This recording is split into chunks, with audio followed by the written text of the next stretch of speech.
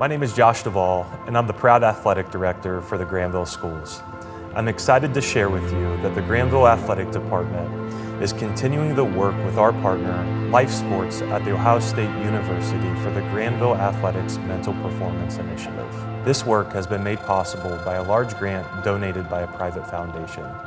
The overall goal and focus of this program is to help student athletes be their very best on and off the competition field. Here with us today is Dr. Don Anderson-Butcher from Life Sports at The Ohio State University to share about parents' role in supporting their student athletes. Also with us today is Jamie and Chrissy Rogerson, lifetime supporters of Granville Athletics and former parents and coaches at Granville High School. Hi, I'm Dr. Dawn Anderson-Butcher, professor in the College of Social Work at The Ohio State University and a licensed independent social worker. We're really excited about our partnership with Granville Schools and their GAMPI initiative, and thanks Josh for having us here today to talk about student athletes and mental health. So I'm really honored to be joined today, right, by Jamie and Chrissy Rogerson, who are been residents of Granville for, what'd you say, 23 years, and have had 3 young people come through the district. We're just really grateful. It takes a lot of courage to be here with us today. Tell me a little bit about Theron, right, and his achievements, his experiences, and where you are with your situation right now, so we can learn from you. My name's Chrissy Rogerson, and I'm the mom of 3 boys. Theron, who passed by suicide May of 2022. And I work here at the school district, and previously I've coached cross country and track for 15 years. And Theron was part of some of my teams while here on the Granville team. Hi, I'm Jamie Rogerson. I've been in Granville for 23 years, raised our 3 boys, and our 3 boys came through the Granville School District. Was part of volunteer coaching a lot of that, a lot of the years with Chrissy as she coached, and I toted them around and helped out. So for Theron, a little bit about him. He ran in middle school. He started out running cross country and track in middle school. As he transitioned into high school, he became more of a love of sprinting and doing the faster stuff. So he was on the track team, indoor and outdoor track team. And then he went on to run at Mount Vernon for his first year there. Theron was a very hard worker. He grew between his sophomore and his junior years. He grew 8 inches. So that's crazy, right? Was a lot of change for a young body to handle. So he didn't really start competing until after COVID and during his senior year. And that's when we really saw a shift in his competitive nature, really trying to work hard, making some gains. And Theron, above all else, loved his teammates. He was encouraging, he was supportive, and they were sort of his second family. One of the things that you had shared a little bit about was he was a good friend, carried a lot of his friends' burdens in some ways, but at the same time was experiencing some challenges that maybe you didn't notice as much, right? Can you share a little bit more about that in the maybe year or 2? I mean, first of all, COVID. Yes, right? COVID started it all, then the broken bone and the delayed season.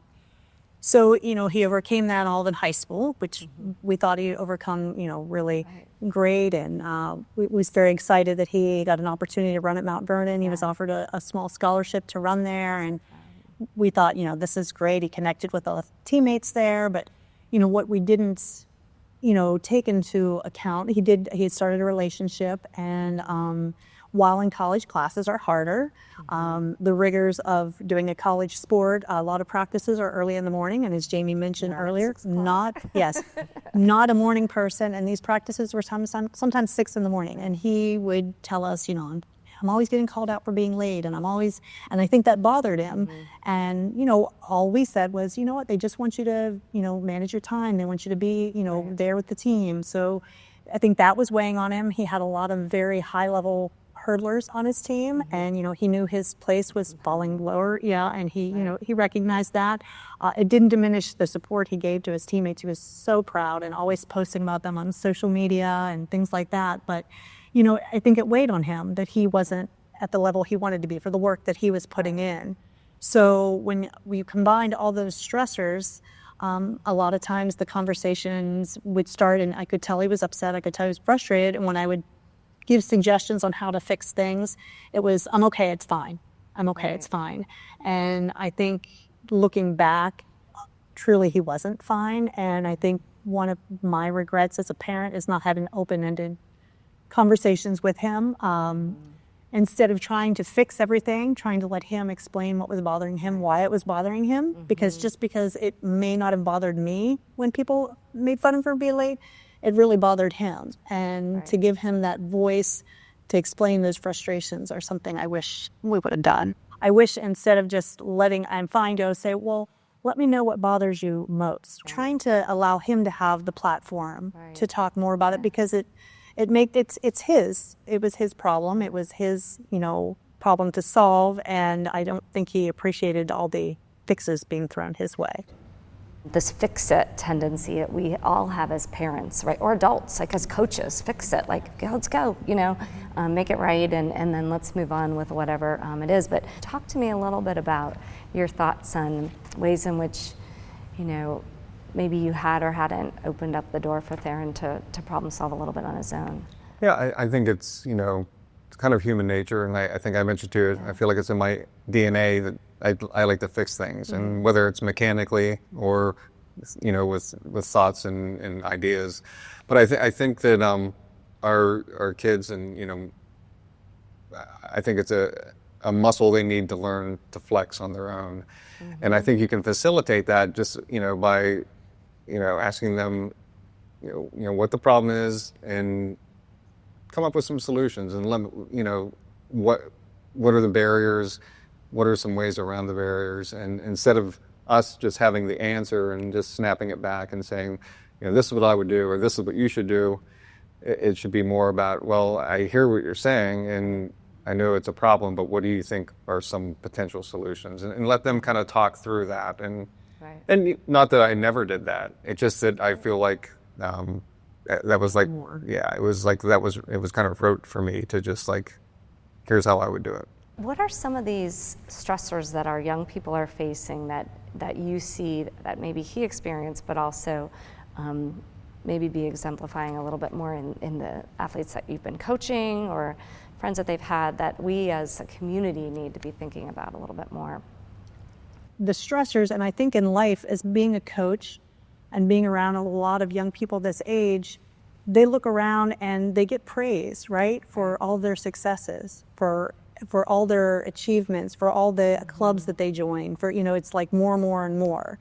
And I think now, looking back, I think they need to, not looking back, but just kids need to know it's okay to fail. And it's okay to have time that's free. You don't have to fill up every moment with another club to put on your college resume. And I think that there's a lot of stress because they see that being rewarded from other kids who are successful in doing that. And a lot of kids can't handle that type of pressure. They can't handle that amount of stimulation. They need some quiet time. They need some time to, realize that it's okay to go slow. Theron wanted his time to be silly and have fun and just enjoy. And I think as he got into college, more and more things were thrown onto his plate, and I felt like he became overwhelmed. And we a lot of times talk about the schoolwork was harder, being a part of the college track, all that stuff started to pile up. And then a relationship that was ending was sort of just the tipping of the balance of the scales. It just, he just thought, well, if that didn't work out, then nothing's going to work out. Yeah, I think, to add to all of that, what we probably fail to do is kind of address what's going on in your mind, like the self-talk, and making sure that, they train their brain to talk positive to themselves. And I think that being able to handle those stresses, instead of looping about the negatives, talk about the positives to yourself, and another thing I think that we talk about, well, could we have done differently or would we do differently, is, ask them how they feel about themselves, have those deep conversations where you ask a question and let them talk, and Right. and sometimes sit there in silence for a little bit. It can be awkward, but sometimes they need to kind of build up that courage to say the first word and start talking. But I think it's important to find out how your kids actually feel about themselves and how they view themselves, because we're in a social media world where everything looks perfect online, right? And they're judging themselves against that, and that's impossible. What do we do to make it okay that we have these check-ins, or that we regularly check in with athletes to say, hey, how you doing? Or tell me about your day. Have you thought at all about that? Not just as parents, but community people who know your kids too, right? I think it's so important even now. Theron's been gone almost 2.5 years, and I still have people check in on me to make sure you're okay. And it means a lot. And I think for these young kids, it can be a coach, it can be a counselor, it can be, someone outside of their family. If they just take a moment to check in with a kid who maybe typically is under the radar, they're that happy kid, they don't cause any waves, but just a small check-in to say, hey, how are things going? Anything we need to talk about? Is there anything you want to say? Those small check-ins can be so big. Yeah, and opening up with those open-ended questions to say, tell me about what's happening, how are you doing in school? Yeah, don't just say to them, hey, you doing all right? Because they're going to say, yeah, I'm doing okay. Right. Leave it for something, a way for them to end the conversation. Right. Talk to us about the nonprofit that you've started and where you envision this going and the difference it will make. Private Theron, kind of our motto is, to fight the scourge of suicide by, talking about mental health and suicide prevention to remove the stigma. It was kind of born out of an idea, kind of like, not an idea, more of like a will to keep Theron's memory alive. It was hatched, I think it was either the night that Theron passed or the next morning. It was all a blur. And you already had it scoped out, huh? yeah, I sat there crying and thinking that this can't be the end of Theron's story. It can't be the end of our story with Theron. And so the first thing we wanted to do was have a scholarship in his name here at Granville High School. And so we were able to get that accomplished. And from there, one of Chrissy's ex-cross-country and track athletes, she came and said, hey, we should have a 5K run for Theron. Right. And we were honest with her. We were in a really hard place. We didn't have the energy. So she took it on herself, and we were there to kind of help. And there's been 2 years now that we've had the run for Theron, and I caught a lot of flack mainly from Chrissy, because we picked 6 p.m. as the start time, and most 5Ks are 8 o'clock in the morning, right? Yeah. Theron was not a morning person, so we would always come to the track in the summertime at like 6 or 7 in the evening and do the workouts. So in honor of Theron, we start the race at 6. Those things started, and I said, well, we can't just continue doing this off the side of the desk. So we established the nonprofit Thrive for Theron, and put up the website, has some links to mental health resources, but it also tells you a lot about Theron, and that was it was like a dual purpose. I want the world to see, who Theron was and not forget. I just want to thank you both, Chrissy and Jamie, for opening your story, your hearts. Really think through what's going on with kids like Theron, right, and our own children and our friends of our children and the ones in our neighborhood and in our schools, and how we can be better adults and friends and support people as we're all on this journey together.